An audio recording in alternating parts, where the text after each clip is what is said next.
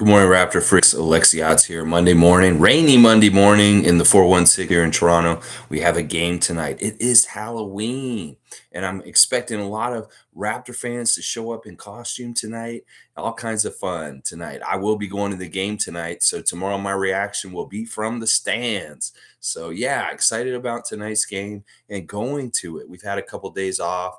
The Raptors have been pretty quiet this weekend for the most part. They did have their Halloween costume party on Saturday night, and we're learning more and more about it a little bit from an interview with Precious yesterday. Precious was talking about his favorite costumes from the Halloween party the other night, and that he really liked John Attilia's costume because he was playing like a gangster. And then he liked also really liked Masai Ujiri's costume. He was dressed up as Akeem from Coming to America. So yeah, Masai Ujiri was pulling that old costume out that Serge Ibaka and a couple other players have worn over the years and stuff like that. But he said he pulled it off real well and stuff like that. But Precious did not dress up himself. He just dropped the ball on it. He didn't feel like doing it. He just didn't do it. But he did go to the party. I think there were a few guys that probably did this that didn't actually dress up, but were there enjoying themselves, hanging out with everybody anyway. Now, I don't know what Nick Nurse's costume was, but he had a real sick handlebar mustache yesterday in the interview. And it looked a little weird. Like he looked totally weird. Like I've never seen Nick Nurse in my life. Go check out the interview from yesterday, and you will see a very different version of Nick Nurse. He looks so weird. Like it's just a mustache right here, and it's like it's weird. It's weird. You'll have to go see. One of the things that Precious said in his interview yesterday that was awesome was that he was being asked about playing against the Hawks with their small guard lineup, the backcourt of DeJounte and Trae Young. And he was saying, this is what he basically said, and I love it. He says, I don't worry about guys like them. That's what he said. He said, I don't worry about guys like them.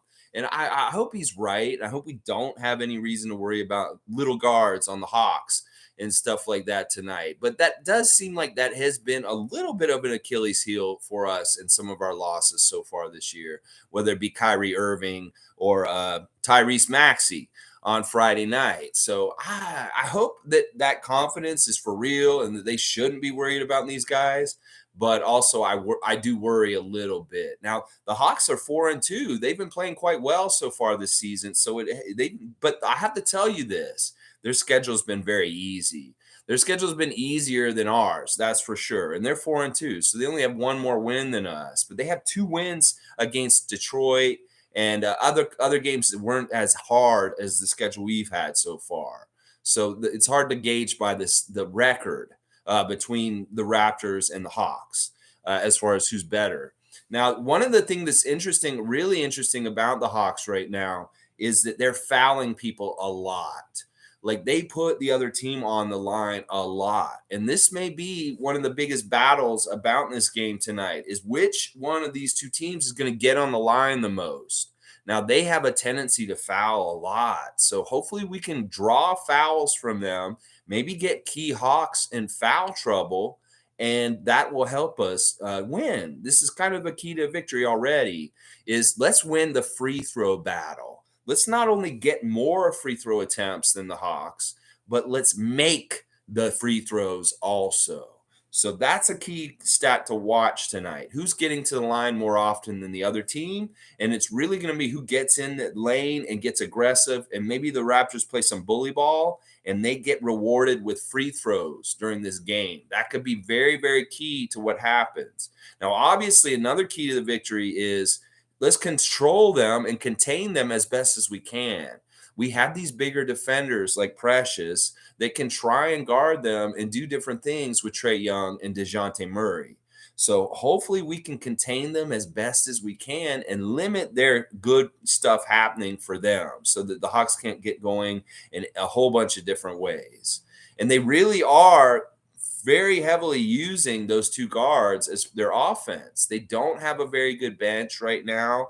They don't have a whole lot of other guys that are stepping up in major ways. John Collins is hit and miss on night to night, and so is Hunter. And, Capella has his own, we have our own concerns about Capella just because of his lob threat and his general big man kind of stuff around the basket. But we have really good personnel to kind of neutralize Clint Capella at this point. In fact, I'd love to see some Koloko versus Capella tonight in the game. I think that Koloko is a great matchup against Clint Capella. And that if he is causing problems for us, I'd love to see Koloko get out there, Nick. So put him out there and stuff. Now, the injury news is basically this. Bogan Bogdanovic is out. It is his knee. He will not play tonight for the Hawks. He is their best shooter off the bench, and he is not available. Now, really, they've got they've got the Holiday brothers, two of the Holiday brothers, not Drew, but his two brothers are on their bench, and then Okongwu is basically their bench. They've got the Holidays and Okongwu, and then they've got AJ Griffin, who's a rookie. We know the son of Adrian Griffin. He will be playing tonight against the Raptors for their side, but they really don't have a lot of quality on their bench. I'm actually shocked at what their bench looks like this year for Atlanta. It's not as good as it has been in recent years. Their bench is looking, yeah. And that's maybe an area where we need to exploit, that we have really good depth all the way down to 10. Well, they only have depth to like maybe 8 or maybe 7. And we need to really tire them out with bench depth tonight. I really do believe that. So I think that those are a couple of keys to victory for tonight and stuff like that. Now, as far as our injuries on our side of the ball, Otto Porter Jr. once again ruled out for today, but we know why he's not here now. It has nothing to do with like Goran Dragic bullshit where he's like, I have personal reasons and I'm sitting out. It has nothing to do with anything negative, y'all. Him and his girlfriend had a baby this weekend. And he wasn't ready to come back yet already. So he said, you know what? I want to take this time off to go be with her and have the baby with her. So they just had the baby yesterday, I believe. And he's taking one more day off. And I will bet you money he will be playing on the Wednesday game. It's just that he wanted to get enough time around the baby's birth to be away and be with his girlfriend, his wife, and be with the family while they're having the kid. So mystery solved. It's nothing negative. That he had a child this weekend. And that is why Otto Porter Jr. has been away from the team. And he's taken one more day off today and won't be available today as well because of this birth that just happened yesterday. So y'all, all right, there's the real truth about Otto Porter Jr. Has nothing to do with anything Goran Dragic, has nothing to do with anything like bad. He's not that hurt. He's just there to be a dad and stuff like that. All right, let me look at y'all's comments a little bit, and then I'll continue with the preview this morning. Let's see what you guys are saying. Mike's here, of course, early. Counting it down. Counting it down. Mike's always counting it down. I love it. Salute to you, Mike. I see you have a new clip out yesterday. Y'all check out Logical Raptors Fanatic. Great Raptors content. Click saying Hawks are no joke. They've been playing very well, both defensively and offensively. We need to be good. Yeah, it's really centered around those two guys, though. Like, really, if we can stymie one of those two guys or both of those two guys, we will have good success tonight because they don't have a whole lot of guys on that team that are doing a lot. Those guys are doing a lot of heavy lifting. In fact, they have to score more than half their points quite often. They're scoring like 60 to 70 points per game for their team. So if you can mess them up and stop those two dudes, they're going to have a hard time getting to 100 scoring wise. So that's a big key to victory right there. But they have been playing well so far, sure. But also, who are they playing? They have had an easier schedule so far this year, for sure. G saying some Raptors fans are still hating on Pascal, saying his quest to being a top 5 is at the expense of the team. He only takes the 21st most shots in the league and has been highly efficient. Though you said it right there. That's enough evidence right there for me. Listen, we've got to understand more than ever the way the world is right now. There's infiltrators and people that are coming in that aren't who they seem to be. And there are definitely people that are coming in. Maybe they are Raptor fans and they're just messed up in their own lives. But there's definitely people coming into our fan nation and stirring the pot. There's definitely people trying to come in and cause us to turn on Fred VanVleet. There's definitely people coming in trying to turn us on Pascal, things like that going on that will ask little burning questions. In fact, we're getting one of our reporters is doing this bullshit right now, and I'm actually kind of pissed at him. Josh Lewenberg will not let go of Thad Young's role on this team. In fact, he keeps asking him and bugging him, why are you not getting to play? Why are you asking Nick Nurse? You're a fucking idiot, Josh Lewenberg.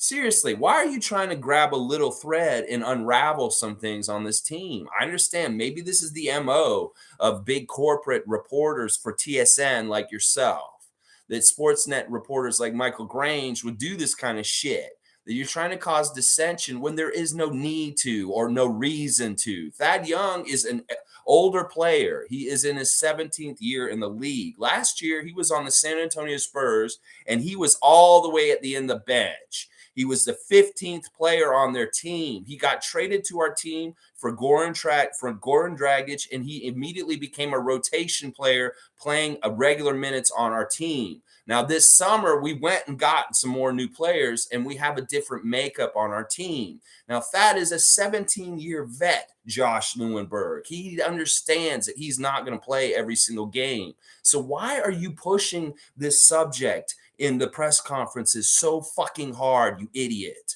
This is the thing. Thad Young is a professional. He will be ready to play when he is called upon. Nick Nurse has not called upon him for a couple of games, and that is okay, because that is his decision. And it has nothing to do with this or that or anything. And the way you come at Thad Young with your questions about, well, why aren't you getting to play and stuff, like, you should feel sad. And sure, he's going to say, yeah, I'm kind of sad that I'm not playing. But why are you making a mountain out of a molehill? There's no problem with what that is getting used for. And Josh Lewenberg, you just need to stop this narrative that you keep pushing about Thad Young's minutes. You're an idiot, Josh. This is not a relevant subject. You are just causing dissension with stupid shit. And I'm just glad that Thad Young is so selfless, and he doesn't really give a shit. You give a shit way more than he does about his minutes and the things that you're asking about. In fact, I don't think it has to do with Thad Young. You would pick any of the Raptor players that isn't getting a fair share amount of minutes. It didn't matter who it was. It could be Otto, that if he's healthy and he's not getting the same amount of minutes as some of the other guys, and you do the same shit. So I know that this is what you're doing, and I hate it, Josh Lewenberg. You need to fucking stop asking about Thad Young's minutes and stop pushing Nick about it. Let the coach be the coach, and he can decide. Thad Young is a professional. He will play when he's asked to come in to play. But there's no reason for you to be putting a spotlight on this, making content yourself about Thad Young's minutes. You're an idiot. He's a 17-year vet. He's not going to play every game. You dumbass. Man, you're making me really mad because you won't let this go.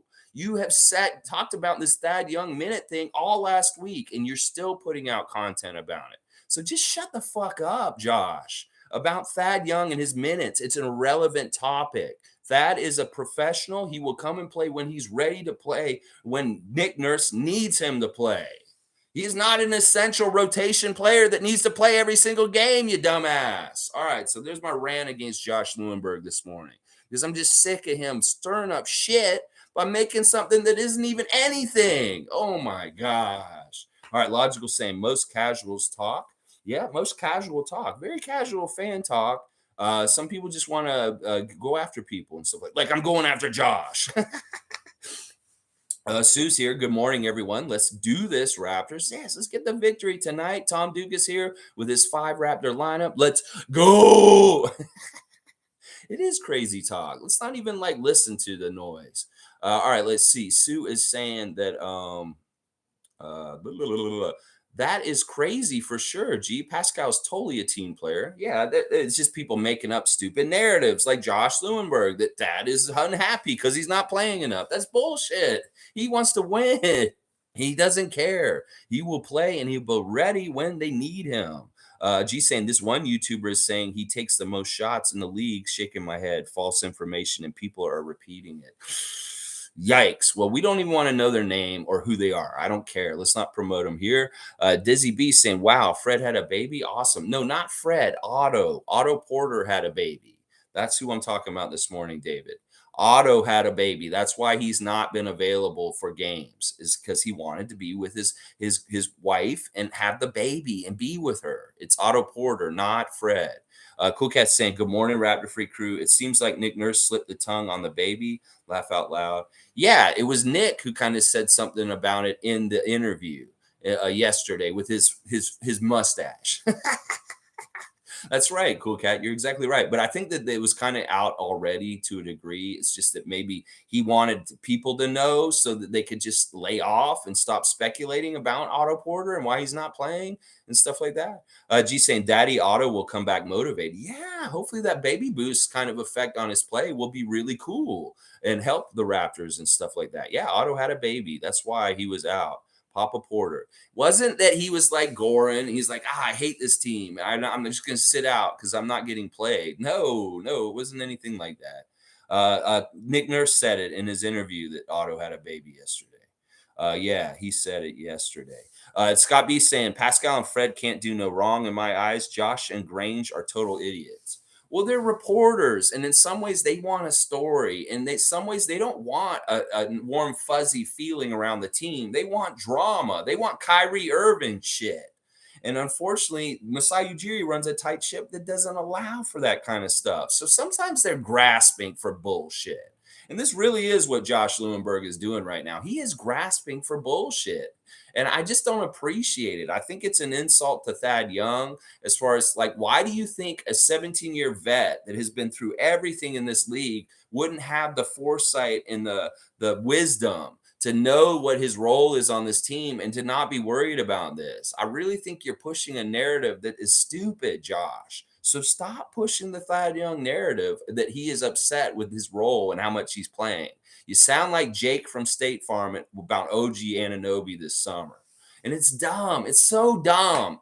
Thaddeus is a great role player on our team. He is a veteran and he can be utilized for very useful things. He's not essential to every single game. So just shut the fuck up, Lewenberg. Oh my gosh.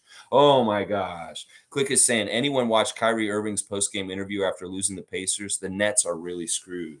He's an idiot. He is doubling down. He will not change his opinion on this movie he's promoting right now. That if you watch just a little bit of it, you will see just how fucked up it is and how hateful it is and how anti-Semitic it is. And the owner is coming at him now. It's like, listen, they can't win with him. He's a fucking idiot. Whether it's the vaccine stuff last year causing all kinds of problems for them, now it's basically he's an anti-Semite. And that he is in the same boat as Kanye West at this point. Like, how canceled would Kyrie get at this point? Because he is in the same boat as Kanye at this point. And yeah, he's an idiot. I did not watch that interview clip, but I can imagine just how stupid he comes off. And that he's saying, like, he's waffling. He's trying to say he apologizes for it and that he doesn't, he's not an anti-Semite, but he stands by his reason for promoting this movie, and that he is still going to stand by that. So he's not done anything to apologize or to even denounce. He's continued to promote the same thing that he's in trouble for. He says in lip service, I'm not an anti-Semite. Well, why are you pushing a movie that's anti-Semitic? That's what I'm saying right now. And boy, that dumpster fire in Brooklyn is really having a crazy turn of events. Josh Lewenberg, go get that scoop. That's a scoop. Kyrie Irving and his bullshit. Go get that scoop. There's no scoop on our team right now. Go scoop that Papa Porter is a papa.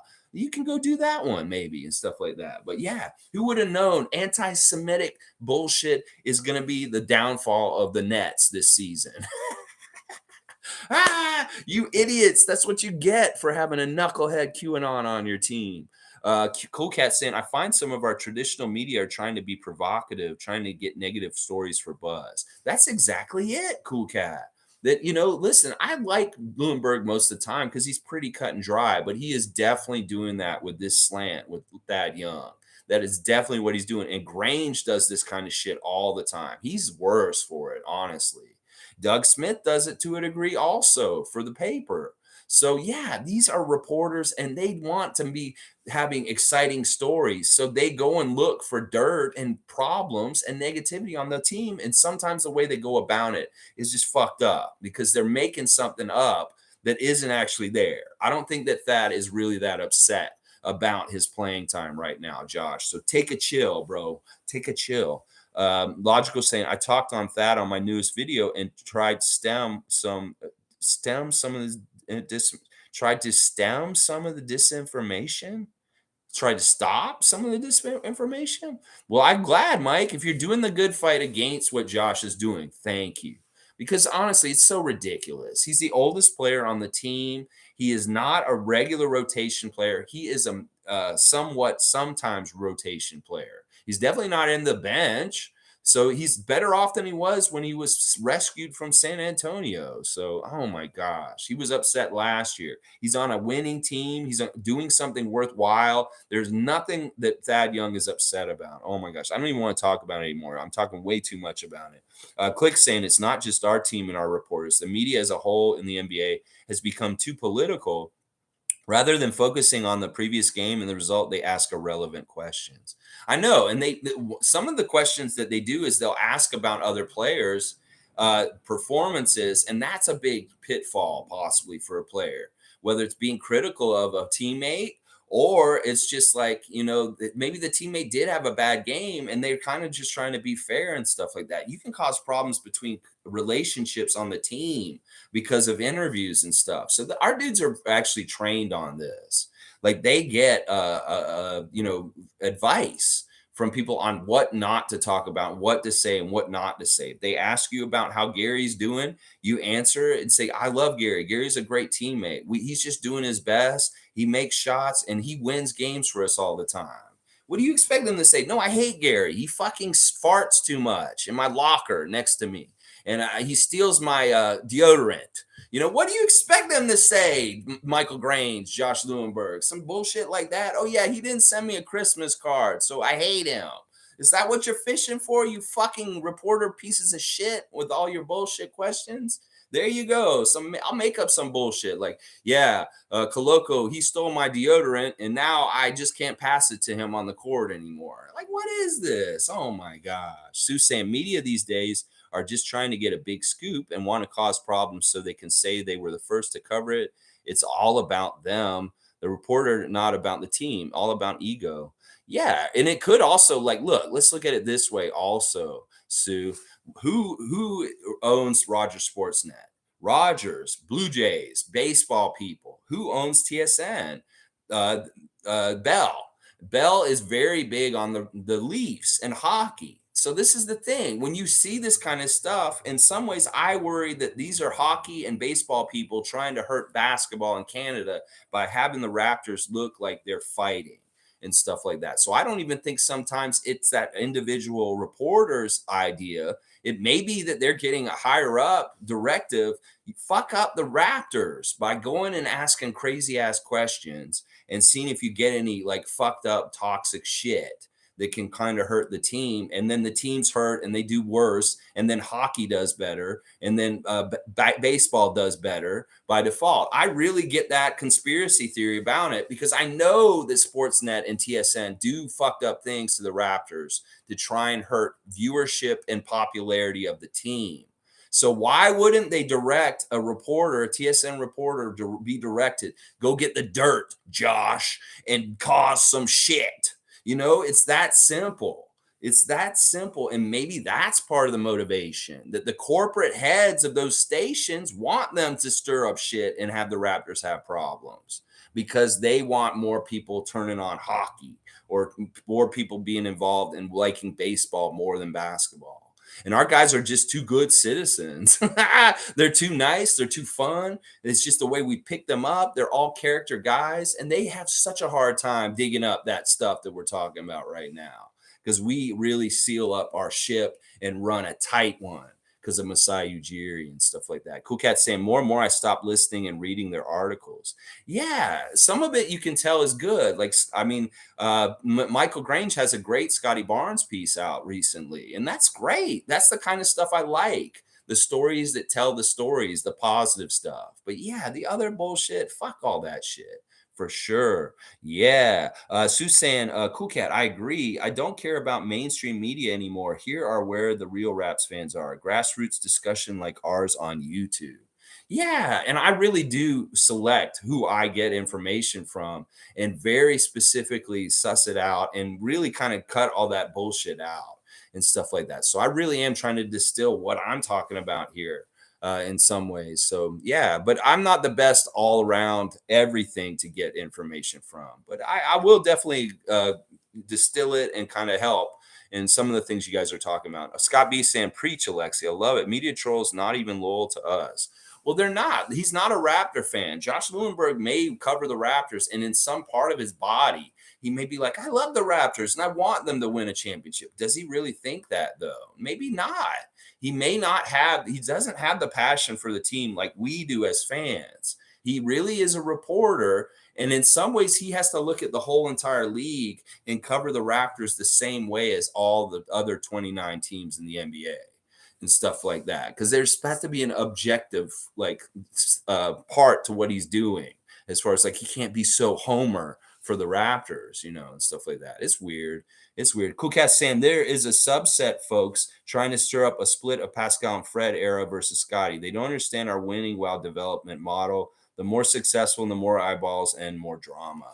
And the more just voices that are stupid, just saying dumb shit out of their ass and stuff like that. Yeah, yeah. I listen, like I said, people that want us to get rid of Fred, they're not Raptor fans. They're people from other teams coming in like wolves in sheep clothing, and they are wanting us to influence our fan base to turn on him because of a game like Friday night, so he'll be off our team because he kills their team so much.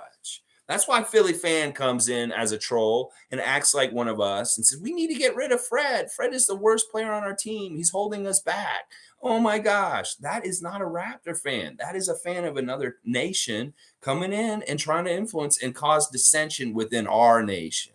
And that's the crazy thing about it, is a lot of it is just trollish people from other fan nations, and they see we got things going good, so they're using like information wars that they see from like politics these days. They see what fucking QAnon people do or right wing people do to fuck up things, and they're just using the same model in a sports world and stuff like that. That's a lot of what this is and stuff like that. They'll infiltrate different left wing groups as right wing people and do the same kind of shit and try and cause dissension. It's crazy. Good morning to Monique. Happy game day. Congrats to Otto Porter from Monique superfan Lawrence. Yes, and I know Monique's going to be at the game tonight. We're going to have so much fun on a Halloween, hopefully watching the Raptors beat the Atlanta Hawks. All right, Scott B saying, trying to cause problems in our team because there ain't any drama like the rest of the league. That's exactly right. They're trying to dig stuff up. I don't understand why they think Thad Young, maybe they feel like, oh, if we get the oldest player on the team, feeling like, oh, maybe I'm not playing enough, and maybe it'll be a headache on the team because of Josh Lewenberg's questions. No, Thad's too smart for this. He's been around too long. He's not taking the bait, and there are no issues. So Lewenberg, put it to rest. How about that, buddy? All right, let's keep going. Cool Cat saying, Daddy Porter, now it makes sense. He came home to Toronto to start his family. Maybe that kid is Canadian. That could be also that he didn't have the kid in Canada, that they had the kid in the States, and that's why he had to be away from the team, is because the baby had to be born in the States, maybe. I don't know if the baby was born in Canada. We don't know. I think it would be smart to have that baby born in Canada, the way the world is these days, I would just say. Let's see. Sue's saying the world is crazy enough, and many other NBA teams have drama, but it's great to have a drama-free team like ours where people can invest in and have some feel-good experiences. Yes. Exactly. There's like, I mean, I bet since Masai Ujiri showed up, it's been so hard for Michael Grange and Josh Lewenberg and Eric Kareen and all those guys to write tabloid pieces about the Raptors, because we just don't have that kind of shit around our team at this point. We don't allow bad character to get on the team. And if it does, it's shown the door. Like Terrence Davis got sent to Sacramento. So this is what I'm saying. It's like this kind of stuff is not a part of our culture.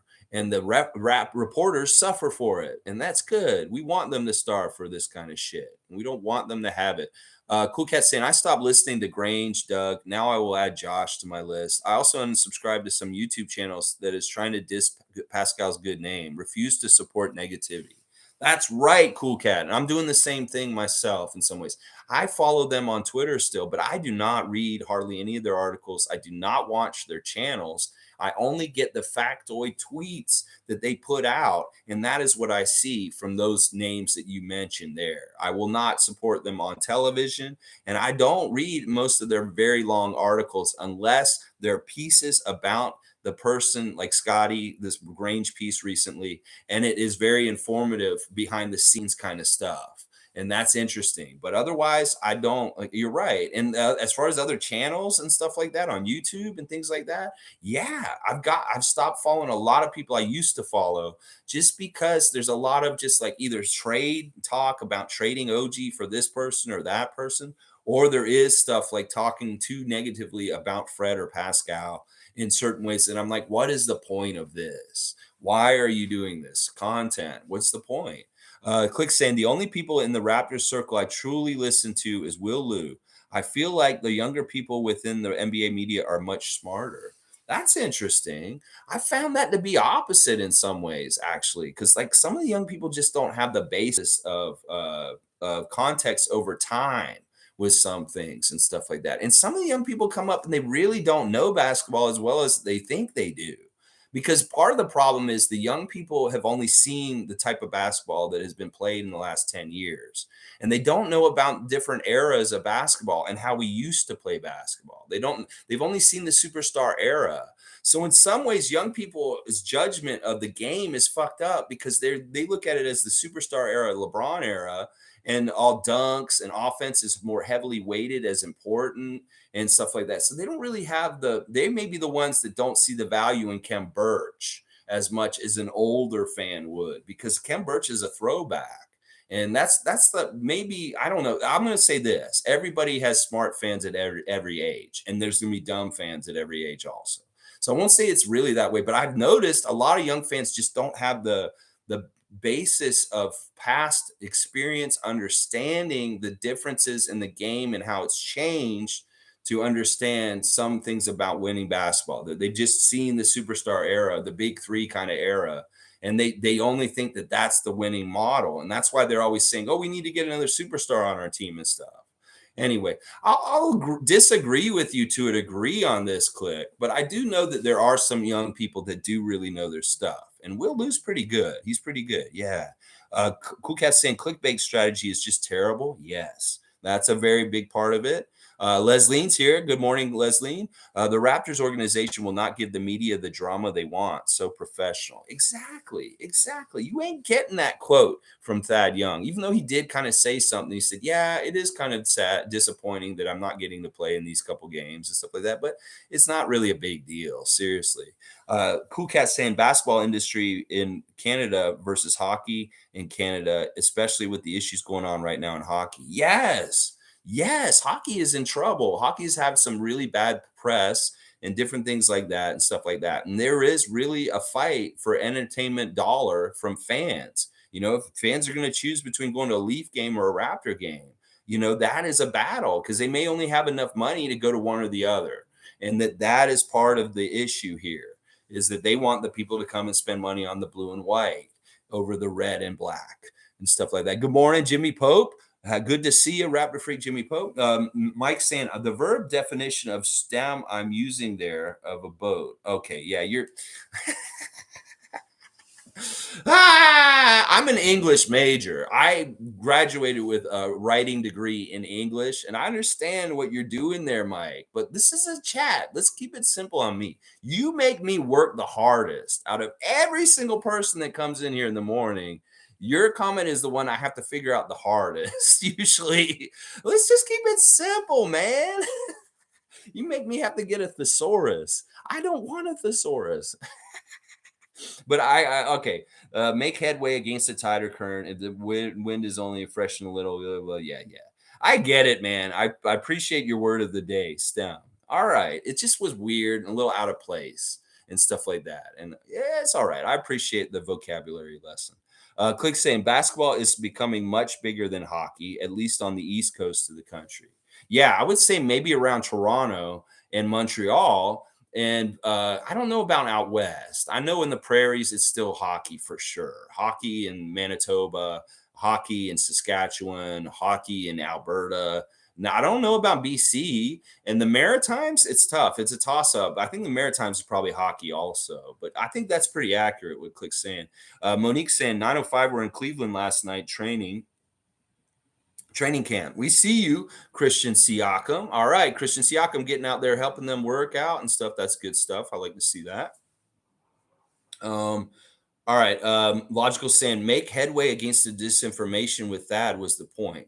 Okay, that's good. That's good. Yeah, see, seriously, I know you can fight the good fight with me and help and do that kind of stuff. In fact, I don't know if you want to do a content on this issue about the media, because the thing I'm trying to do here is educate other Raptor fans to understand when a journalist may be trying to do what Josh is doing with the Thad Young thing, and then realize that that's really the coming from the reporter and not from the player, and that you just got to be smart and recognize, well, that's just the reporters trying to pull for something or just grasp at anything and stuff like that. Cool Cat saying, I also think the changing of the guard is scaring traditional folks. Individual folks using YouTube and also bypassing the traditional ways of media is scary for them.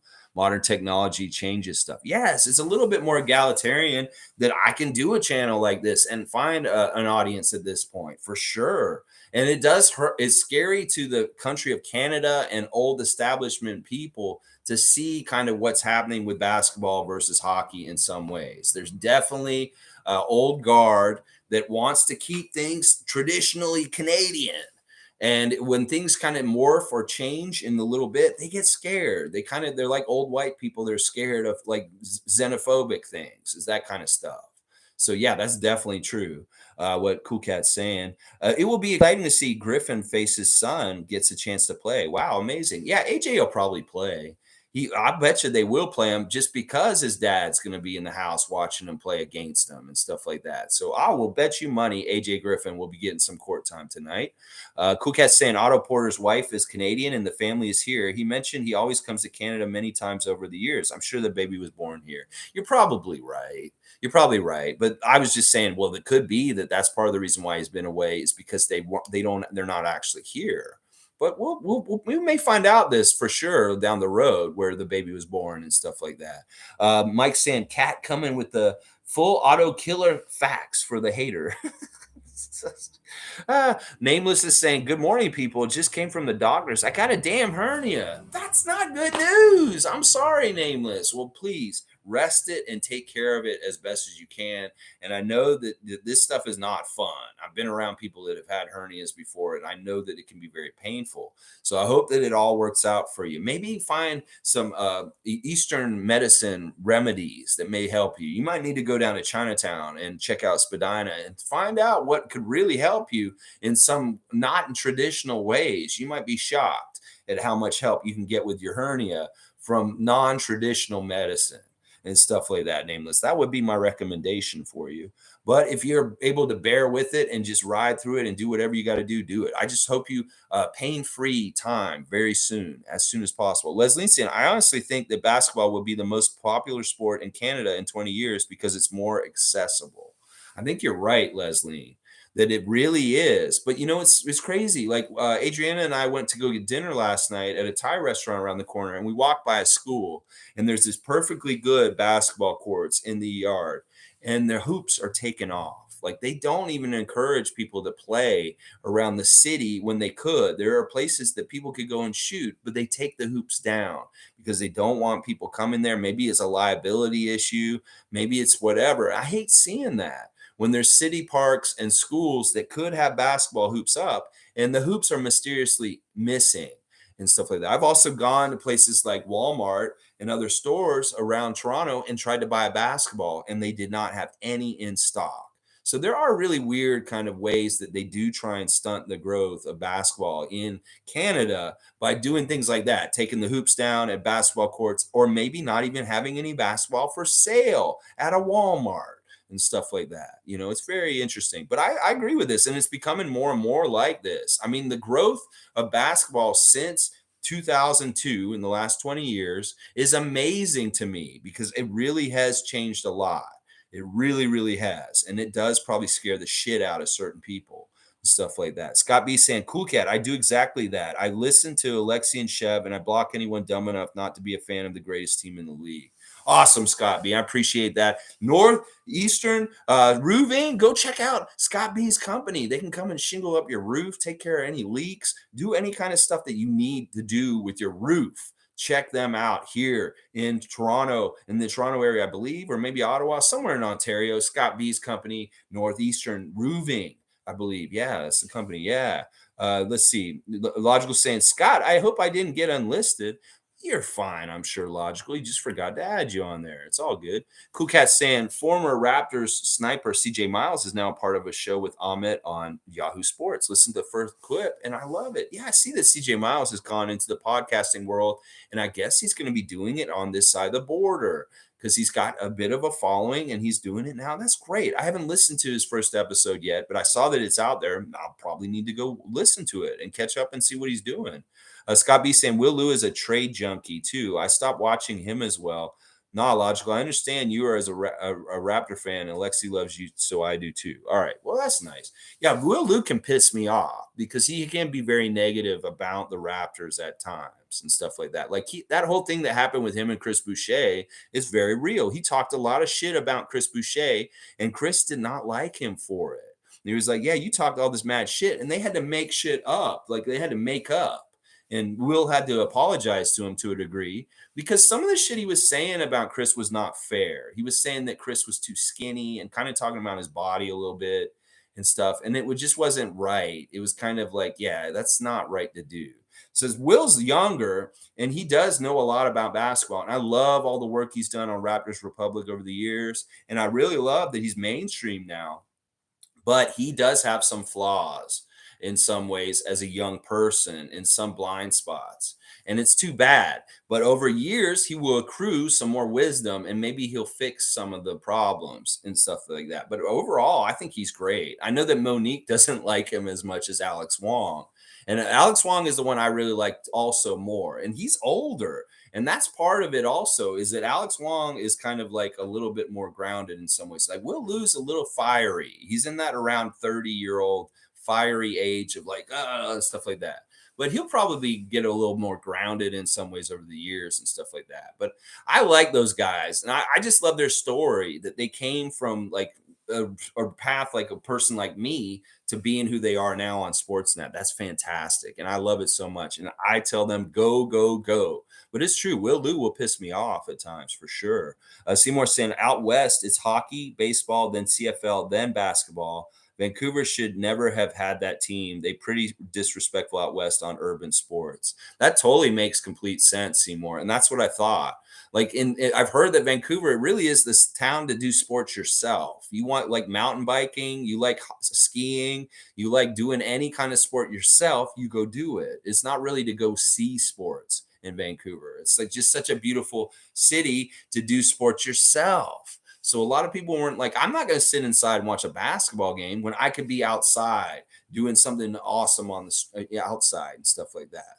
But I agree, and I'll bet you that is about the right order. Vancouver Canucks, and then what? Seattle Mariners, and then the BC Lions and stuff like that. And then boom, maybe then the Toronto Raptors are on that list, something like that. Maybe, yeah, I could see that. Click saying the media talk is so toxic.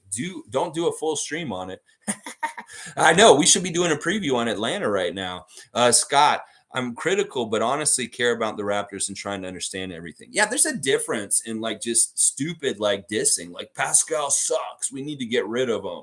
Fred, he's an asshole. We need to get rid of him. And then like there's no real basis and why. It's just that, oh, he shot one, he didn't make any of his shots on Friday, or Pascal's taking too many shots from the rest of the guys and shit like that. But Mike, he can be critical. There's something about being constructively critical and what your basis of your goal is behind being critical. He wants the Raptors to succeed. He wants the Raptors to win. So when he looks at something and he criticizes it, often it's in the direction of like, I want to help the team get better and figure it out a little bit more. And that's why maybe I'm presenting this idea of criticism of them. That's totally different than just like, that's the difference between just bad criticism and constructive criticism. And Mike is definitely one of those kind of guys. And that's why I like people that are critical of the Raptors, but they have to be doing it in a way that will help them. If it's in a way that's just like not helpful at all, it's just bullshit, it's just, kind of childish, then I'm like, yeah, I have no time for that. You're fucked up. But, Mike, like I said, he's figuring out solutions and ideas and putting them forth. And that's a whole different kind of thing. Jimmy's saying, I'm hating this trend of players having bad games and a bunch of fans wanting them traded, or even worse, YouTubers that I like previously making clickbait titles for views. Yikes.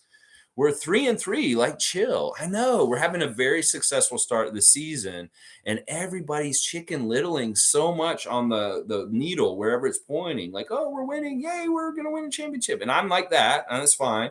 But when we start losing, like we did on Friday night, oh no, get rid of Fred, get rid of Fred. Yeah, the chicken littling is really intense this year, and it's very, very like all the way over when we lose. And it's really weird because the context and the long perspective of things about the season are just not getting looked at by these people that have tunnel vision and just very overreactive for just one game. Really, y'all? This is going how it's going to be all season. I'm going to be blocking and muting a whole bunch of people on Twitter if y'all are going to just overreact after every single game, y'all. Oh my gosh. Oh my gosh. Scott B saying, "Don't worry, Logical. I get it. I'm just brutal." He's brutal. Honestly, the best team and organization in the league, and don't get respect anywhere. That's why we carry this mantle and this flag, and we say we are standing up and saying we will be positive about this team, even if the U.S. media and the Canadian media doesn't necessarily do that for them. We'll do it here. Cat, facts. The CJ Miles show was solid basketball talk. I'm very curious about it because CJ's a great Raptor from when he was around the team and stuff. And like he was a very important part of that time just before we won the championship. And he was part of that deal for Marc Gasol. Jimmy's saying hernias suck. I suggest ice. Should ice hospital near Markham. Okay, he's telling you a good hospital for getting your hernia treated. That's nice information. Thank you, Jimmy. Cool Cat saying, I love to see Gabe Brown on Raptors 905. We would get the chance to develop his defensive skills, and next year we'll have a 3-point gunner. So excited. Yeah, I'd love to see a path for Gabe Brown to the main roster with his great shooting. And I think you're right. If he really works on his defense and learns our system on the 905 level, has a great year down there, the possibility could be there for him to come up, especially if we're having trouble getting good shooters on our team this season. It could be Gabe Brown's a dead eye like he showed a little bit this summer. And boom, they call him up. And all of a sudden he's playing on our main team for that reason, that he's just such a good shooter. It'll be very interesting to see his path in the Raptors organization. Mike saying, Scott, no doubt. I believe we have the best organization. Big facts. Awesome. That's the kind of talk I like. Monique saying, we need this win more than the Hawks. Let's hope Coach Griffin gets the last laugh. I agree. This is a very important game. We're finishing up the month of October, and we're 3-3. So we can either end the month 4-3 or 3-4. I'd like to be 4-3 and have a winning record to start November. So I'd really like to win tonight. And I'm going to be coming to that game tonight with some energy and some loudness. Even if I'm up on the 300 level, I will be heard. Trust me, I will be heard tonight. M. Jones is saying, Lex, what up? Freaks, what up? What up, M. Jones? Raptor Freak M. Jones on a Monday, a rainy Monday in the 416. Shane Waters saying, Mo posted on Facebook the first podcast with CJ. It's going to be a good one. Thanks for sharing that, Mo. Thank you, Monique, for all the sharing you do and all the observations you put out and stuff. We appreciate you for that. All right, let's see. Mo's saying, you're welcome, Shane. Team Alex Wong. See, she's on Team Alex Wong.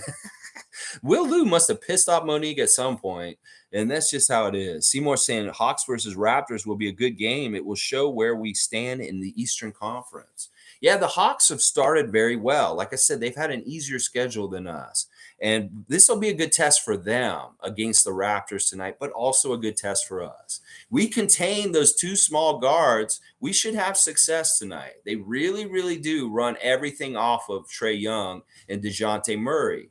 So if we can really contain them and limit their scoring, maybe they shoot bad tonight, this could really help us get a victory tonight. Stuff like that. Yeah. Click saying reacting based on initial emotions. That's right. That's usually the big first mistake. is listen. When you react, you can lose in all kinds of different ways. It's the person who loses their temper, loses their first, stuff like that. And that's the crazy thing. There's a rationality to having a sage taking in of information and not emotionally reacting and making it worse. This is the Nick Nurse policy of not doing anything that night, sleeping on it and talking about it in the morning. So smart. The fans need to do this. We lose a game, go to bed. Stop thinking about it. Don't write a piece on why they suck. Don't go on YouTube and make a comment or something like that, or make a content or something like that. Just go to sleep. Sleep on it and wake up and think about, maybe watch me at 9:30 and I'll tell you why the game was okay, even though we lost. And that's usually enough and everybody will chill out. But yeah, these people are just running away with their emotions. They care so much about winning. They care so much. Oh, we're horrible now. So crazy. Mike's saying exceptions are higher, expectations are higher. So the bandwagon watchers are riding hard at the moment. Yeah, yeah. Well, they're idiots. They're idiots. They don't understand there's wins and losses in an NBA season, and we're going to win way more than we lose. Trust me. As the season goes on, they'll see that, and maybe they'll chill out. Maybe they'll chill out a little bit at some point. Maybe some of them will get tired. Maybe it's a stamina thing. It's just the beginning of the season, so they're really like, oh, and maybe like in a month from now, they'll be like, oh, they're so tired of being that way and overreacting. They'll just go away. I'm hoping that may happen. That they won't have the stamina to keep this up all season. They're stupid shit. So it's funny. Shane saying, Mo, that was great. Love CJ's take on Fred VanVleet and being the producer too. That's awesome. I'm gonna have to hear this because I love hearing CJ Miles talk good about the Raptors now. Quick Hat saying Alex Wong knows more about basketball and the history of it and is more laid back. Will is more fiery and emotional as a fan. Haha, they balance out each other. Boucher put him in his place. He really did. And it was such a good lesson because it really taught the human side of the players that we say things about them and they may hear them and it hurts sometimes. Chris said it on that show. He said, listen, you guys understand. We see what you say and we are human. And you think we may not see what you see, but you'd be surprised how much we actually do see and take in from what y'all are saying and stuff like that. And maybe they are keeping receipts and they understand who in the community they are like, okay, these are supportive people here at the Raptor Freak cult, but over here, this person is talking shit and I'm always going to have a mark against them, like Chris did against Will Lou for a little while, but they worked it out. And I think Will Lou was humbled in that moment and he realized, you know what? I've been wrong with how I talked about Chris. And that was a learning moment for him. And hopefully it changed some of how he operates around and what he's doing in journalism and stuff at this point. Let's see. Nameless is saying, I think the chicken littling comes from so much uncertainty with our roster this year, with the bench, new roles, etc. I wish they would just be confident.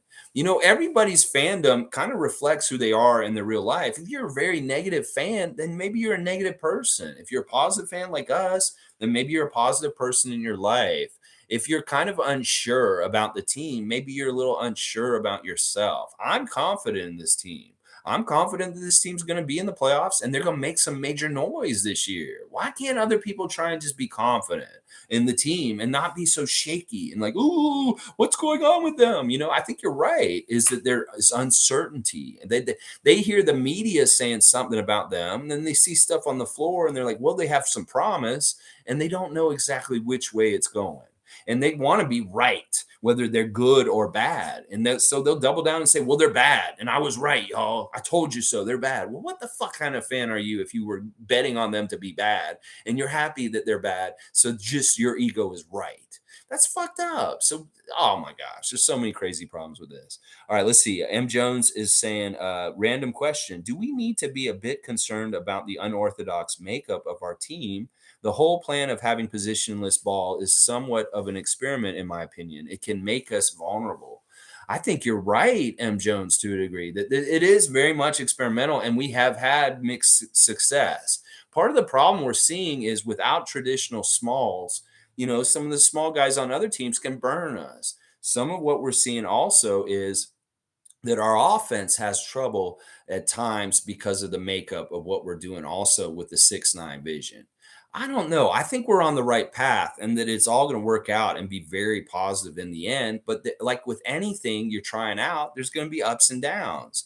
And that we need to just stay the course and continue to see what this will bring and stuff like that. But I think that's a very, very valid question, and that I've had these kind of concerns myself that our team is unorthodox, but I really like it. And I think it's unorthodox in the right way, defense and rebounding.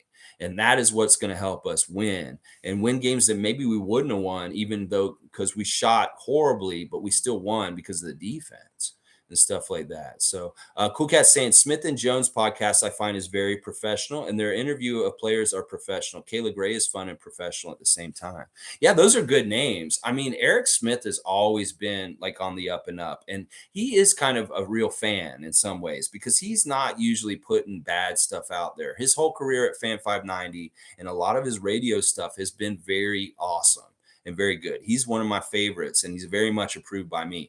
Now, Paul Jones was a miserable fuck for a couple years, but I think he's kind of trying to figure out his happiness in his own personal life. You could tell in the broadcast, you could tell he's not a happy person, but I think he's happier this year. He seems to be a lot lighter with his energy, and he seems more smiley and positive because there was a period of time, I don't know what was going on in his personal life or things that were happening, but I could sense as an empath and somebody that can just read people that he was very unhappy for a couple years in recent years, but I think things are better for him. But he's always been a very, very high esteemed journalist, treating it very journalistic, and I love Paul Jones for it. It's just that sometimes I could tell he's in a bad mood. But yeah, he's always good, and I highly recommend all those names. And Kayla Gray, you're right, she has been so professional and fun at the same time, and balancing that is tough at times. Like, she's very good. She's been very, very good as the stuff she's been doing around the team for a while. Kareem saying, get that Spurs jacket out of here. They're a winning team right now, but you're right. You're right. We'll cover it up.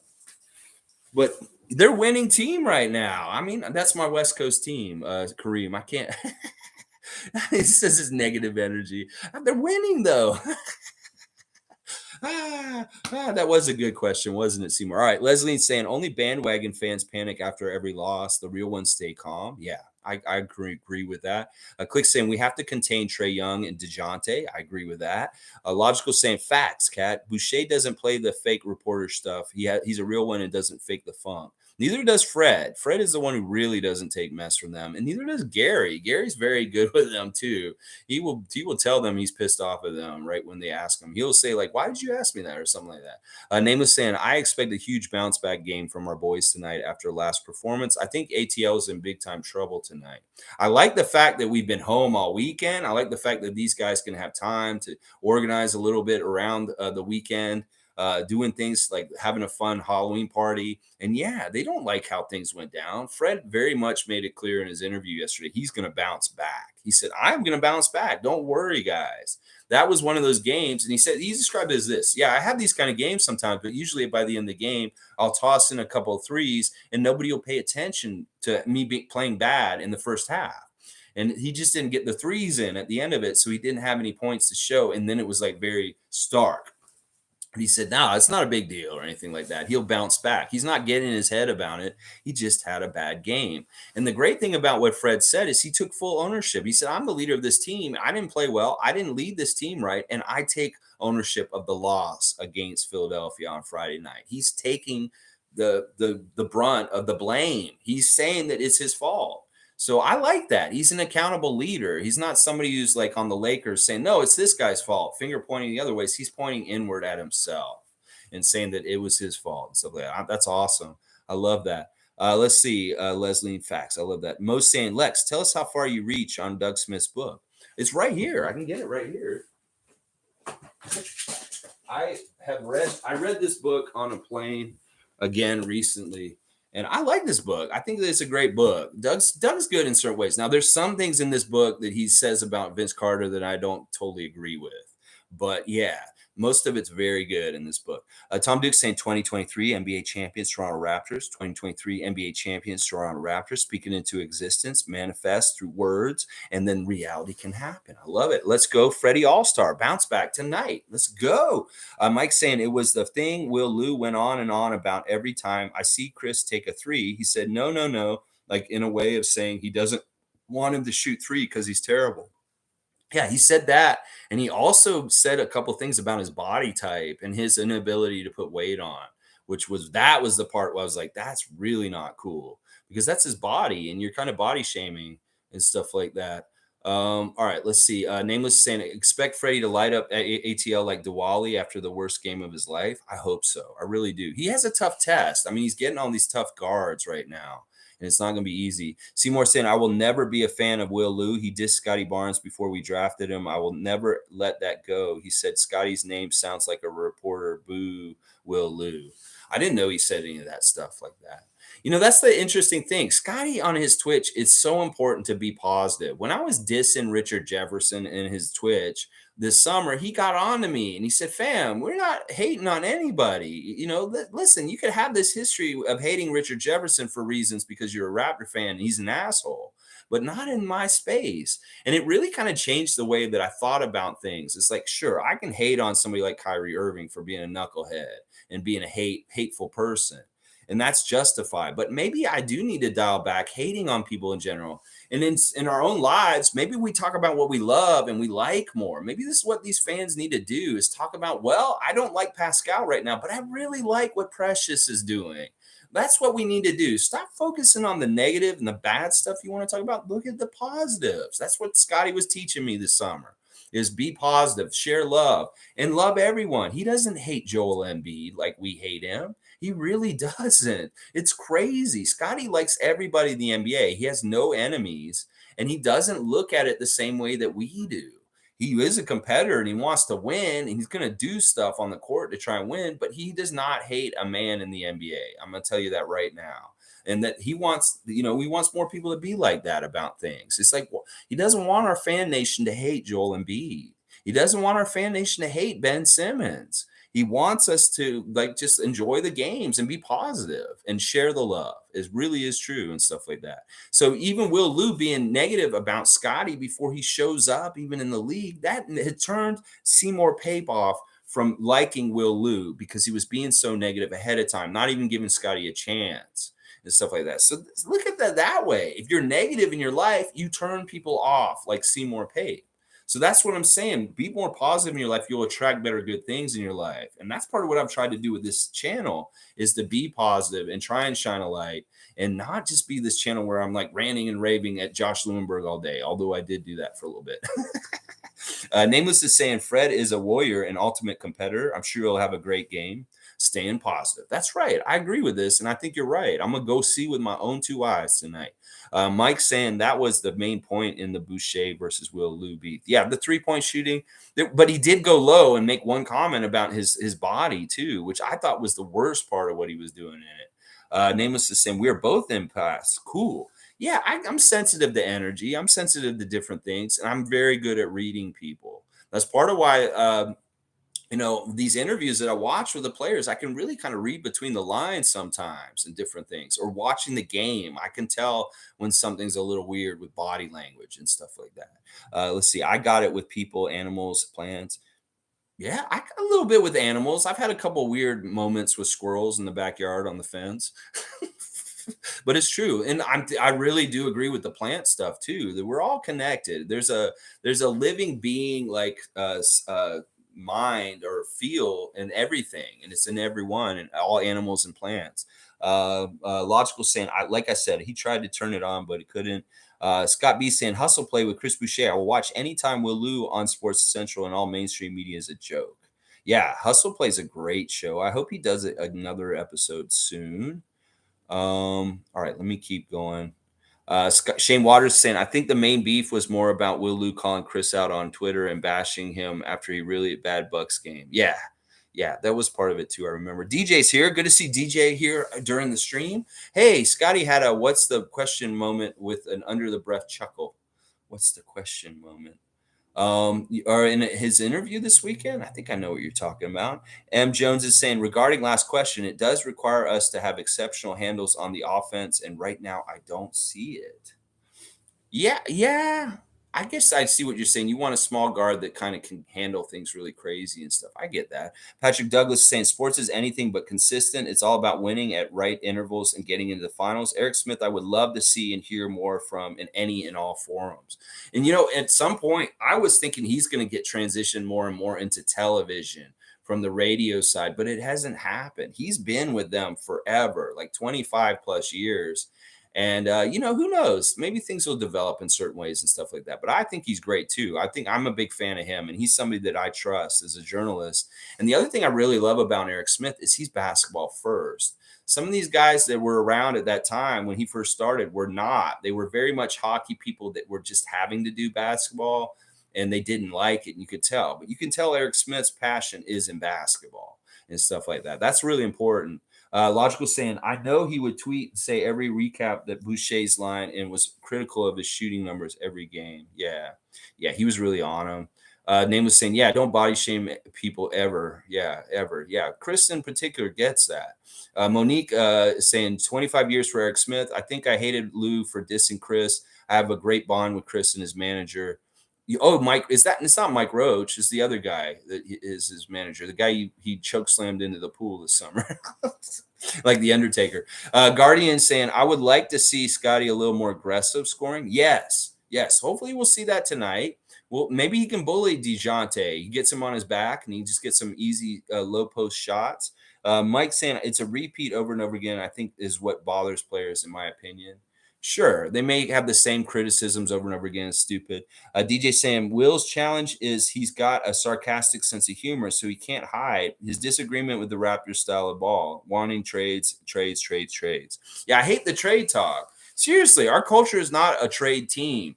The Bobby Webster's not trading frivolously left and right. We're very measured and calculated and smart, and not just making deals for the sake of making deals. Fred VanVleet is on the record for saying he's not a trade guy. He doesn't like thinking about trades. He doesn't like people getting traded from his team. He's not into like speculating trades. He hates all the trade talk. I'm very much the same way. And I wish more fans would be like this. Bobby Webster's not really a trade kind of GM. He's a drafting, developing, and getting it right the first time. If you're making a trade, that symbolizes that you have to change something because you didn't do it right the first time. And well, we draft it right the first time. We don't have to make trades. And that's the whole thing that people need to realize. Trades are for teams that are in trouble and they need help. We're not that team necessarily. And we need to realize that as fans and stuff like that. That's why I don't give any time to any kind of trade content and stuff like that. And I don't do it here for the most part. Nameless is saying a lot of people's bodies are from genetic dispositions. And if you can't help something, why would you hold somebody accountable for something like that? Yeah. Yeah. He couldn't help it but be skinny most of his life. Leslie's saying, Lex, the fact that you could learn from a 21-year-old shows how humble you are. Hate takes so much energy. I know. It's amazing. It blew me away. Like I really understood early on with this Twitch relationship of being able to talk to Scotty that we could have an influence on him and he could have an influence on us. And when he taught me less to hate, I was like, wow, I really did. It's true, Leslie. And I was like, listen, that's important. I may be approaching 50 and more than half, twice his age, but I can still learn from everyone. I feel like I can learn from a 4-year-old. I can learn from an 80-year-old. I can learn from a person my same age. I can learn from any age. And that's the best way to be because every single person in this world has a lesson for us. It's just whether we want to pay attention and learn it. Stuff like that. Scott B is saying Raptors tonight after every game is awesome too. They did ruin the last one with all the Maxi talk. It took a career night to beat us. Well, listen, if they were giving flowers to Tyrese Maxey on Friday night at Raptors tonight, he totally deserved it. In fact, he was the whole story of that game, really. That was a Maxey game. That was his career high ever. And he deserved to get all the flowers and the accolades and the talk after the game because he stepped up. He was the absolute best player on Friday night and stuff like that. They're great, too. And I love the casualness of it. I like that they're doing like a minute countdown at the beginning where they all have to eat as fast as they can before it starts. It's like ridiculous. Randy and of course Leo's stuff in his face, always on that show. And then you see the countdown there, and they're like, "Oh, we got to start." And then they'll be still chewing when they start the show and stuff. And it's so casual. I like that atmosphere of them doing it. I don't know if I like it as much at Real Sports as I liked it while they were still in the building and doing it upstairs on the 300 level in the back. I kind of liked it better when they did it inside the Scotiabank Arena than Real Sports. Real Sports is a weird environment, stuff like that. But I understand why they're doing that. So then maybe more people can be there and be around them when they're doing it instead of like just a couple of people who hung out in the building after the game. That is great content. Once again, it's like we could get a list of really good Raptors content that's like approved as far as positivity, journalistic integrity, and not all this other bullshit that we're complaining about today.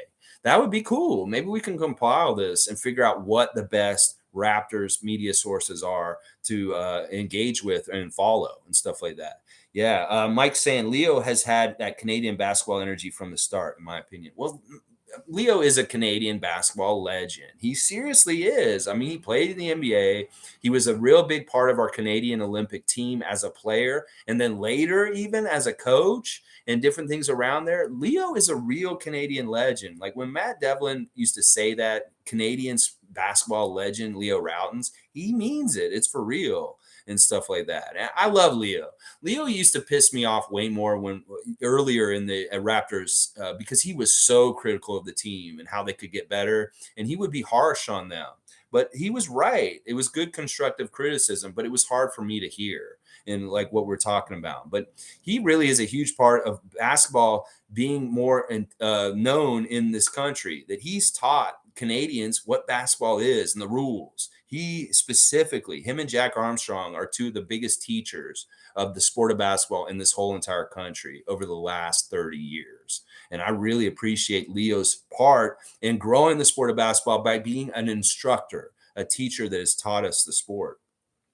Click saying this team needs to find a way to get consistent scoring from the bench. If other teams play zone against our bench, they won't be able to score. Ooh, yeah. I don't know. I want to see Otto show up with this baby energy. This will be real interesting and stuff like that. We'll have to see. Scott B saying, I agree. Logical. Love Matt and Jack. Matt and Jack are awesome. Leo is a super OG Skydome games. Yeah, he was OG of the very beginning. He's been with the team since the very beginning. Paul Jones is another one. Monique saying season 2 of Hustle Play should be here soon. Chris's manager is Abraham Appia. Okay, I did not know that name. Johnny Alvarez is here. Let's go Raptors. Going to be fire tonight. Freddie's going to crush the haters. Yes, Johnny. I love it. Johnny coming in and shooting his shot and with a really great comment and take when he comes through. Thank you, Johnny Alvarez. M. Jones is saying Benjamin Button, Lex. I don't know.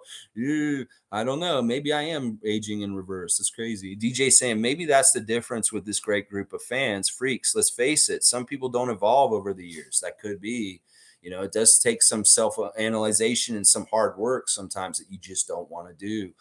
Johnny's saying, I think Jeff can cover Maxey or at least slow him down. He's quick. I hope Jeff Doughton's up for the team and he can get out there and get some time. Maybe Malachi is going to get more time tonight just because of the small guard lineup of the Atlanta Hawks. Van Hoot is here. Good to see Van Hoot 2234. Easy way to look at this upcoming game. Super simple. Look at the Bucks game and how they struggled. Okay, so like Atlanta, did they play the Bucks already? I want to see that on the schedule. Yeah, they lost the Bucks in their last game, and what really came down to in that game when I looked at the box score was that they got way more free throws. The Bucks, it was Giannis getting to the line that was the key for them to win. So if we're aggressive going to the basket and get in the lane like our philosophy's been so far this season, and we get to the line a lot, we're going to be in good shape because they'll foul us with John Collins and Clint Capella, those little guards, and hopefully we'll get on the line a lot. We want to see Precious on the line a lot. We want to see Pascal on the line a lot. And if we can see OG or Scotty on the line also, that'd be great. But we want to see the Raptors get to the free throw line a lot. And you know what? Let's do this right now. Raptors, Raptor Freaks, this is the ref report for today. It's a very weird ref crew. It's once again, we're getting a third ref that has barely any experience. He will be refereeing his third game ever in his career. The third ref, but the number one ref is Pat Frayer.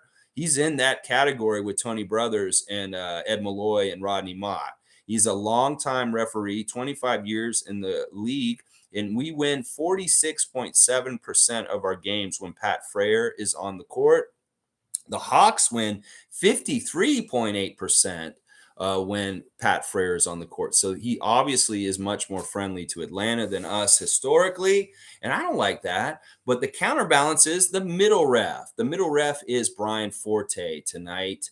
And he is a 57% win percentage for the Raptors and a 42% win percentage for the Hawks. So the first two refs are kind of counterbalancing. The middle ref is more for us. The lead ref is more for the Hawks. And then the third ref is JD Rawls. And JD is going to be refereeing his third game ever. He has refereed 2 games so far this season, including the Philadelphia win over Chicago on Saturday night. He refereed in that game. And this will be his third game ever refereeing in the NBA, JD Rawls. So let's look at some likes and dislikes of these guys. Pat Frayer is from Minnesota. He likes the movie Caddyshack. He loves Billy Joel. His favorite TV show is Game of Thrones. He loves to eat barbecue, and he would most like to visit Italy. His hidden talent is sleeping anywhere. So this is a referee that can sleep in any kind of place to get some sleep on the road while he's traveling around. Now, Brian Forte, he's going into his 17th season right now. He's from Smyrna, Georgia. His favorite show is Breaking Bad. He likes the movie The Godfather Part 2. His favorite meal is sushi, and he would most like to visit Spain. So there you go. We got 3 referees, one that's totally unknown and brand new, third game ever refereeing. And then we got the crew chief, who's kind of more on the Hawks side, Pat Frayer. And then we have Brian Forte, who's kind of more on our side. So it seems like a pretty equal crew. We'll just have to see how Pat Frayer directs things. And hopefully, as the senior ref, he doesn't have more ability to direct the game in the favor of the Hawks over the other guys and stuff like that. So there's your ref report for today. Pat Frayer, Brian Forte, and JD Rawls, who's coming in and refereeing his first Raptor game tonight. Yeah, all right, let's see what else you guys are saying here.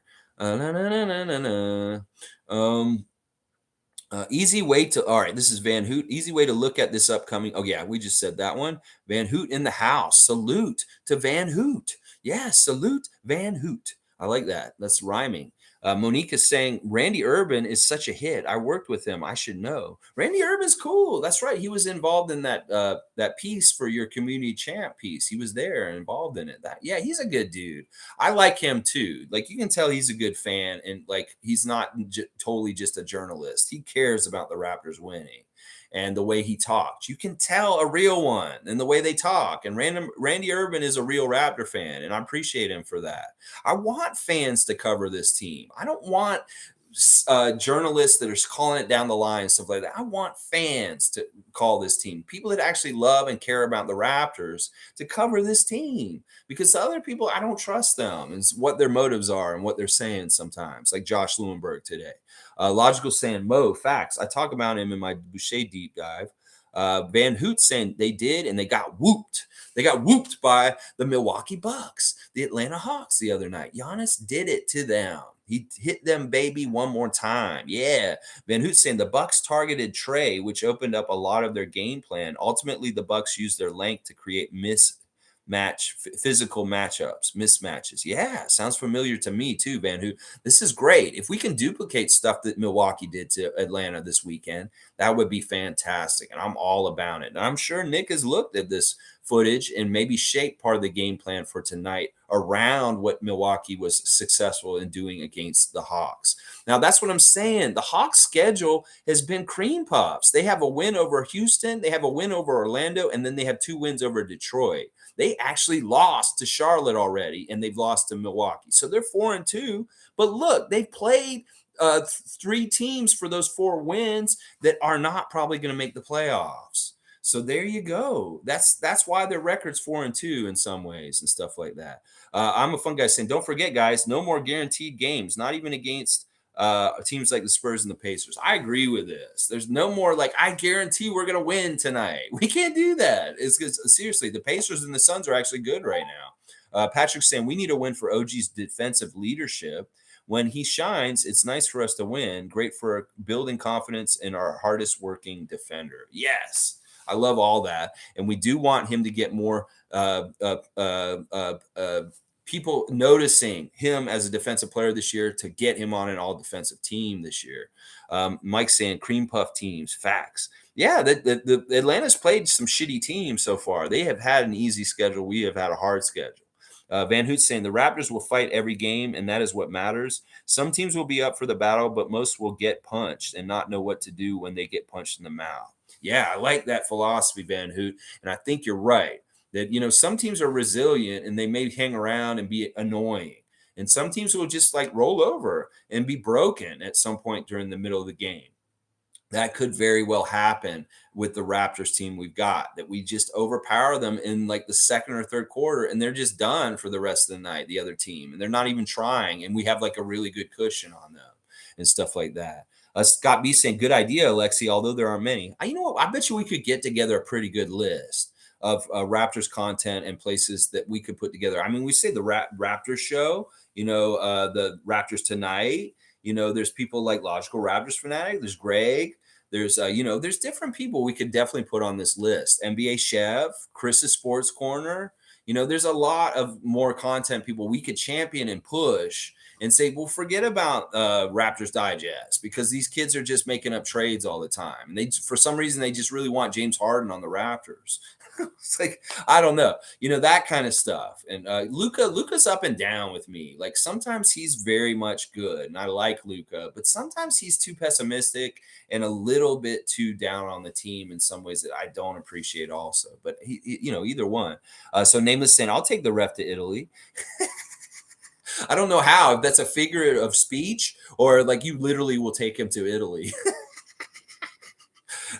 Leslie saying, side note, Lakers finally won a game last night. Last team to win a game in the NBA. Yeah, that was good for them. That was good stuff for them, finally winning a game and stuff like that.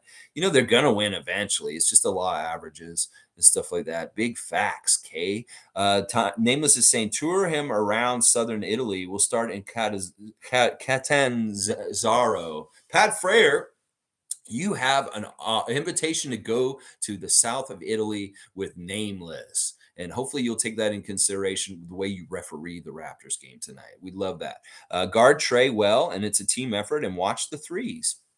That is a great strategy right there. We definitely got to watch the threes. And maybe if we can win the 3-point battle over the game, like have a better percentage and make more threes than them, I'd love that. I'd love to, of course, we want to win the bench battle tonight because their bench is not looking good. And we could easily win this bench, especially with Bogan out. That their best shooter off the bench is out. They don't have a lot of offensive firepower off their bench. So we need to have our bench outscore their bench tonight. We need to get more assists than they have, and we need to win the battles at the free throw line and the battles at the 3-point line. And really basic, key to win, shoot better than them. Shoot a higher percentage, make them miss more shots, and us shoot better. Boom. There's the keys to the win right there. Now, all that stuff will take care of itself. Hot Take Jay saying, don't forget Hot Take Jay. We will not forget Hot Take Jay with his hot take today, which is shameless self-promotion for Hot Take Jay. So his hot take today is himself, Hot Take Jay. I love that, Hot Take Jay. That's so like meta. Yeah. Johnny Alvarez is saying everybody has a plan until Scotty puts them on a poster. Yeah. I love that statement. Johnny, he's coming with the fire, man. Jay counted and noted. Yes, we will put you on that list. Hot Take Jay. Don't worry. You will be on that list. M. Jones is saying, yep, Scotty's the plan buster. And Fun Guy's saying, so happy for the Lakers. Hate to see the greatest player to ever play the game going out like that in his late years. Yeah, Flea of the Red Hot Chili Peppers has come out on his Twitter recently as a huge Lakers fan. He's been a Lakers fan forever. They wrote that song, Magic Johnson, that's on the Mother's Milk album by Red Hot Chili Peppers. I love that. Who wants some Magic Johnson? Does anybody want some Magic Johnson? But anyway, he really loves the Lakers. And his statement is, we cannot waste the greatness of LeBron James in the end of his career with this bullshit Lakers. And this is why I'm saying, Rob Pelinka, it's your fault. You need to get a better team for around LeBron. They blame Russ. They can blame LeBron, but it's really ultimately Rob Pelinka's fault and stuff like that. All right, so we looked at the injuries. We've looked at the ref report. It is now time for the real mascot matchup. And the last time we saw the Raptor, he's been hanging out with cosplay Benjamin Franklin. They're on the road. They're kind of road buddies, and they keep stopping and eating at places. And well, they're driving down the road, and the Raptor kind of says something that kind of like irritates Ben Franklin. And Franklin's not really cool with it, but he hasn't really let on that he's kind of pissed him off. He's just like, "Sure, Raptor, okay, sure." And they pull up and they go to another diner. And well, they like to eat together. And like the Raptor likes to get the pancakes when he's with Ben Franklin and he wants to order them. Well, their server that day is this guy named Tyrese. Tyrese comes, "Can I take your order?" And Ben Franklin's like, "Yes, I want your pancakes. I want all of your pancakes right here, right now." And Tyrese is like, "Right away, sir." And he speeds away. He's like really quick waiter, really fast waiter, and very accurate. He's very good at getting the orders right. And he runs off and he gets all the pancakes really quick for Ben Franklin. Meanwhile, the Raptor was in the bathroom. He didn't even make his order yet. And the pancakes are all sitting right in front of Ben Franklin. And he's getting that maple syrup out, but he doesn't have the maple syrup that's Canadian. He has 100% American maple syrup. And he's just putting it on top of his pancakes. And the Raptor's like jaw drops. And he's like, "No!" And then like the server Tyrese is like standing there like, "What's wrong?" He's like, "Oh, is something wrong?" And like, yeah, so he didn't get his pancakes, and Ben Franklin did, and he put it on real thick. And then Tyrese came over and put the pat of butter on top of his pancakes for him. And oh my gosh, the Raptor was so dejected. And then Ben Franklin turns to the Raptor and he says, "Yeah, that's right. That's what you get." So the Raptor's like holding his head and he's sitting at the bar, and Ben Franklin just gets up and leaves him. And he walks out of the diner and he's gone. And now the Raptor's stuck in this diner, sitting at the diner, kind of holding his head. And all of a sudden, this dude comes and sits next to him. He's kind of wearing a trench coat. And he says, "Hi, my name's Harry." And he's like, "I'm a reporter. I'm trying to investigate something that's been happening in this community recently with this people have been abducted and being taken to this place. And I want to know if you know anything about this." And the Raptor's like, "Wait, whoa, what is this place? Is it like a fake hospital? It's a sauna?" And he's like, "Yeah, I need to know the scoop." And he's like asking him all these questions about what happened to him earlier with the nurses and being stuck in the sauna. He's like, yeah. He's writing all these details. This guy Harry. He's like, "I'm really trying to get the scoop because I'm always on hawking in on scoops." So the reporter's asking him all the questions about what happened with Nurse Annette and the Cavalier nurse earlier in the story. So he's writing it all down. He's like, "You know what? Maybe you should come with me. Maybe we should go get more detailed. Maybe you can take me to where this happened, and we could go there. I have a car outside." So now the Raptor's leaving with Harry, the reporter. He's a hawk for the news, and he's going to go and try and find this place. And he wants to write a story about these abductions that have been happening. What's going to happen next? Should he trust the reporter, Harry? Will they go back to the house and will some shit go down there? I don't know. We'll find out next time. Real Mascot Matchup. There you go. It's a little, that was the story. All right, let me see what you guys are saying here also. All right, let's see. Cowboys saying happy Halloween, Lex. Everybody enjoy your day and night. Let's go Raptors. Just a little PSA because it is Halloween. This is a great holiday, but please, if you guys are going to go party, I know Monday is not the best night to go party. And there are going to be trick-or-treaters out there on the street tonight, little kids that are in costumes, and they're going to be out there trying to get candy. Please drive safely. This is not a night to act like you're crazy and spin out and go crazy or drive drunk or do anything like that. Please be very, very careful and mindful of children being out to trick or treat tonight. This is a very, very important PSA that I like to do because tragedies and sad things happen when we're not being safe on Halloween. So really look out for the kids tonight and them just wanting to be out there for candy and stuff. This city is very dangerous for pedestrians already. And, in some ways we need to change some of the things with cars and pedestrians in this city. I really do believe that. But this is especially a very dangerous night. So take extra special care if you're driving a vehicle tonight to look out for youngsters out there and stuff like that. There's my PSA for Halloween right there. I'm a fun guy saying, so excited for the game. That Philly game left a bad taste in my mouth. Yeah, let's get that scope and wash it out real quick. and get that good feeling again tonight. Yeah. Monique saying, I'm officially following Jake's takes after you mentioned him a few weeks ago. For a 12-year-old, he's so good. I know. Can we just fire Grange and get Jake to come to the interview scrum now and just have Jake's takes on the front line? I mean, seriously, he's a real one. He's a real Raptor freak. I love what he said about Gary and Fred. Y'all are the best defensive backcourt in the NBA. Like, you go, Jake. Yeah, speak the truth. Please, Jake. You are awesome. Jake's take, go follow him on YouTube. He's a great content. He would be on the list for sure. Van Hoot saying, mark my words, Ben Simmons equals Derek Zoolander in the flesh. Gas fight. Woo! Gas fight. Logical saying, laughing my ass off. Can't turn left, can't shoot. I know, it's true. Loves fashion. That's hilarious. Yeah. The Zoolander comparison is very good. Tom Duke saying, yucky taste. Ooh, the American, 100% American maple syrup. Toilet. He's got a toilet. Tom Duke has really funny language, his rebus language. Nameless is saying, yes, be careful backing out of driveways and use headlights. And don't drink and drive ever, but especially tonight. Seriously. And seriously, if you're a kid, be careful where you trick or treat and don't go to places that don't look safe. And let your parents look through your candy before you eat it. That's important too. And nobody's out there trying to give away marijuana edibles to kids tonight. So don't listen to that either. People pay good money for that stuff. They're not going to waste it on giving it to children. All right, let me keep going. All right, let's see. Anyone knock on my door, I'm throwing buckets of worms out. Whoa, you might get a little bit of haunted house treatment from Fun Guy's house. He can be throwing worms out the window at you. Okay, maybe they're fishermen. They might like that. They may be like, thank you, sir. Now I can go fishing tomorrow. Logical saying, Simmons is like the next Drummond in player timeline wise and contracts, in my opinion. You mean like Andre Drummond? I don't know. I guess the way he's been moved around and passed around and stuff like that, I guess I understand what you're saying. Yeah, that could be interesting. Who knows? Drummond is on who? Chicago at this point? That's a pretty good fit. Although the Bulls are not winning. They should be winning better than they are so far this season. M. Jones is saying, Freddie sounds like he wants to light it up tonight. Of course he does. He wants to take that Men in Black thing and zap everybody's brains about Friday night and give them something new to think about, stuff like that. Yeah.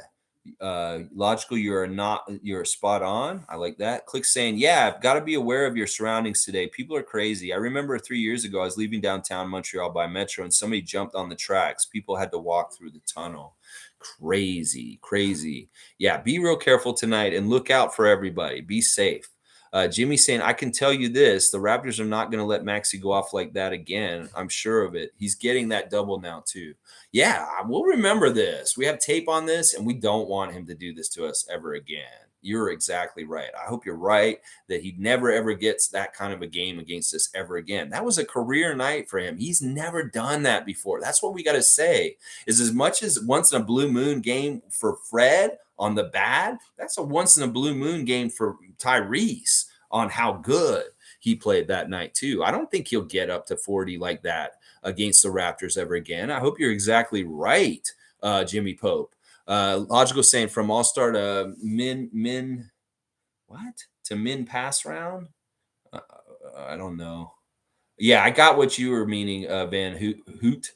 Cool Cat saying we started this season with the toughest teams and we broke even, and that's a great start. Yeah, I think that's a great start. Click saying marijuana is the least of the worries. The worry is fentanyl. Ooh, yeah, I would be worried about that with stupid stuff going on with candy and stuff like that. But you don't eat anything that's already been opened and closed back up. You watch out for the pins. You do all the normal things like that we did as kids when we trick or treated. That you got to look out for like razor blades and apples and stuff like that. Weird shit like that. Nameless saying laugh out loud at $40 a chocolate bar. I ain't handing that out. That goes for mushroom bars too. That's right. See, Nameless has that stuff. You think he wants to give it to your kid? No, he doesn't. He wants that for himself. Van Hoot saying he has been passed around like a joint. The Bulls are pretenders, and without Lonzo, they put too much pressure on Alex C to be good. That could be very well true. Yeah, the Bulls really can't stay healthy with everybody there. When they had Caruso out, they saw the holes. Now they have Lonzo out, they see the holes still. I feel bad because I really do root for DeMar hard, and I do want the Bulls to do well. but it is what it is. Drummond made Simmons like money on the Pistons, never got the same money, and I feel Simmons will have the same thing happen to him. Well, he may be washed to a degree after these 2 years off.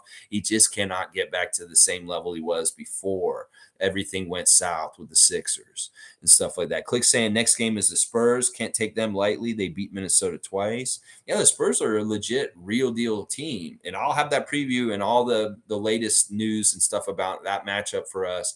I'm glad we're playing the Spurs soon. I think it'll be fun, but they're playing way better than I thought they would, and they are a test. They definitely are. Jakob is playing very well right now. Keldon Johnson, different people like that are stepping up for them. Let's see. Great point. Maxey will never do that to us again. Enjoy. I hope that's true. We don't know for sure, but hopefully it is true.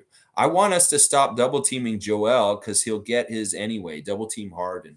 Yeah, I'm with that. And I like to play like Kem Birch straight up against him, or Koloko straight up against him, Precious straight up against him one on one. Van Hoot saying the Bulls have no perimeter defense and Vooch sucks defensively. Remember, DeMar had a chance to go to Golden State, would have had a chip. I didn't know that Golden State was one of the teams that he had a chance to go to. He was supposed to go to the Lakers, and that got all screwed up. And I'm sure everybody regrets how that got screwed up. DeRozan would have been good on the Lakers with keeping another piece versus Westbrook. Yeah, that was the decision they fucked up. They should have never got Russell that summer, and they should have gotten DeMar instead. All right, let's finish things up. Once again, the injuries for tonight on our side of the ball, it's Otto Porter Jr., and it's because he had a baby yesterday. That's why he's been gone. There's nothing nefarious or weird. Like he's upset, like Goran was last year for personal reasons. It's because he has a child that just came into the world, and he's going to miss tonight partly because that child just came into this world. But I'll bet you he plays for San Antonio on Wednesday. So maybe we see the debut of Otto Porter Jr. on Wednesday. Bogdanovich is out for the Hawks. He's their best scorer off the bench. This is great. It's his knee. So those are basically the two people missing for tonight. Our referees are Pat Frayer, Brian Forte, and J.D. Rawls. Pat Frayer is the longest term referee, and he really favors the Hawks historically with win percentage. And then Brian Forte is the middle ref. He favors us historically. And then the third ref is reffing his third game ever in his NBA refereeing career. The last game he refereed was Saturday night when the Sixers beat the Bulls on the second night of the back-to-back. So this dude is fresh as a new referee, J.D. Rawls and stuff like that. All right, and you got your real mascot matchup. And we talked a lot about keys to the victory today. Really, let's beat them at the three-point line. Let's beat them at the free throw line. Let's get a really good assist number. Let's really key on their two main little guards and really try and stop them. They've been the engine for their offense so much. They are scoring 60 to 70 of their points. If we can get one of them to shoot like 3 or 4 for 25 tonight, that will be a huge thing to help us win. If we can get them shooting under 30% or around 30%, one or both of them, that is the way to win. So really key on those little dudes. Don't let them get their 3 points getting feeling good, and try to limit them from getting other people involved also. I think we can play them straight up and really trying to contain them. I love to see OG and Precious maybe guarding those two guys and see if our big size can do that. And then on the other side of the ball, we need to bully them. They have Clint Capella, which is a shot blocking threat. But otherwise, John Collins is their power forward. He's small compared to all of our 6'9" guys. So we should have bully ball in effect. And we really need to utilize it like we didn't on Friday. We had the ability to bully Philadelphia with their personnel and no Joel Embiid on Friday night. We did not do it. We need to make sure we capitalize on it and do it tonight, because it really could help us win this game for sure. I'll be at the game tonight, so I'll watch it with my own two eyes, and we'll do a reaction tomorrow from what I saw at the game and stuff like that. I hope everybody has a happy Halloween. Be safe out there. Look out for different people and stuff like that. I really do believe that because it is a dangerous night in some ways. And we just want to make sure everybody has a good night and there's no tragedies and stuff like that. All right, let me read up the rest of y'all's comments. I'm going to log off real quick.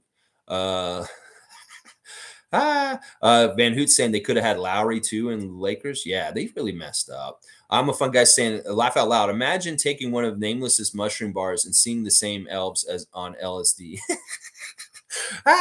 Hilarious. Monique saying Brick Harden is good. Mike's saying facts, but I think a pick was coming with THT. Not gonna lie, because Precious was a higher prospect value. Okay, you guys are talking about the whole thing with Lowry getting traded to the Lakers instead of Miami. Van Hoot saying Otto legit had a bad illness called BOFA. It resulted in a baby. He's in recovery now after seeing release of his heavy bout of BOFA. I know that's a joke, and I don't know what BOFA means, but yeah, I'm glad that everything's okay and he doesn't have any stress. And hopefully the baby's all healthy and mom's healthy and everything is good. Yeah. M. Jones is saying Otto's our new load management player. Laugh out loud. Yeah, I don't think so. I think he's going to show up. Seriously. I'm so hyped for Otto to come into the fold. Let's see what he does, Jimmy. I can't wait either. Mike's saying, I'm glad it wasn't an injury cover to protect his image. No, very simple. It was a baby. M. Jones is saying injury is a big thing with him, though, with all seriousness. Yeah, but you know what? I'll take him three quarters. I'll take him a quarter of the time or a third of the time. He will contribute and help us, even if he's not always there. The real elves were ugly. They threw bad kids a beating. I don't know what that means. Don't explain BOFA, please. Yeah, I don't want to see that. Okay. What's Coach Griffin's mindset tonight, to be honest? Beaming pride and joy. That's his mindset. As my son is playing in the NBA and he's on the other team, they're not going to use him to scout, as they said. They're joking that he won't be involved in scouting Atlanta this year, Adrian Griffin, because of AJ's presence on that team. That's something they said this summer after he got drafted there. So Griffin is probably kind of like not doing as much assistant coaching duties for the game tonight. It may be really more Nate Bjorkgren, Earl Watson, that kind of, those guys are working with Nick Moore and stuff like that. So yeah, Bo Fadis. Bo Fadis. All right, y'all. On that note, have a great evening. Happy holiday. Have a good night. Let's go Raptors. Win this game against the Hawks. Let's make it very scary for them in our arena, our haunted house, a very scary place full of blocks and steals and Raptors three-pointers and dunks. Ooh, ha, ha. Yes, very scary. Count Floyd knows about this scary place called Scotty Bank Arena. Yes, yes. Let's go, Raptors. Yeah. Raptors go. Yes.